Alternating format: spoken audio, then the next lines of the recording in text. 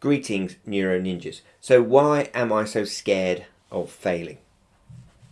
Reason one, because I see failure as saying something about my worth. Now remember, our brain builds models. It basically tells itself a story about itself. And that experience, that storytelling, is lodged in circuits across our neocortex and prefrontal cortex. And those stories are built up through repetitions and experiences. Brains can often mistake failure with something to do with our worth. Failure is an inevitable outcome of doing things for the first time. We are often going to experience failures when we're trying to do things. Brains tell themselves stories that success comes easily to some people, usually other people, and not to us, and that we might be failures. Our response to failure is something we learn quite early in our lives. We need to understand that the model our brain builds of failure can be adapted and changed simply through rethinking that issue and making it explicit, like every other process of metacognition, thinking things through and approaching them from a different way. So solution one to that idea that your worth is linked to whether you succeed or fail is to understand that failures are an inevitable consequence of trying new things.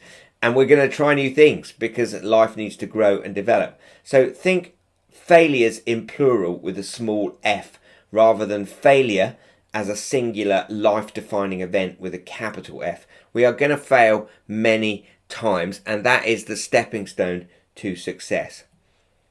Reason two, because I might be working in an environment lacking psychological safety.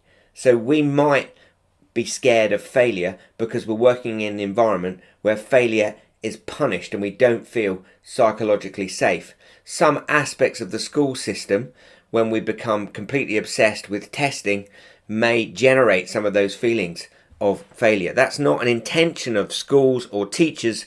It might just be the stories the brain of the children and the parents are telling themselves. Children are obviously much more important than their exam results. Their lives are much more important and not defined by exam results. But the story the brain might tell itself is that success and failure is linked to exam results. If we're in a work setting, we might be in an environment where our boss and our co-workers don't make us feel psychologically safe. So solution two is research your understanding of psychological safety and reflect. And if you need to talk to any of us about psychological safety, you can reach out to us. It's completely confidential. And psychological safety as a concept is movable and different for different people. It might be our experiences that have led us to a situation that we feel psychologically unsafe in our work environment. It may not be something our work environment is creating. It might be something to do with our experience. But Google and explore this concept of psychological safety because it's really important. Where teams are able to speak about the mistakes and errors they make, they're much more efficient and productive.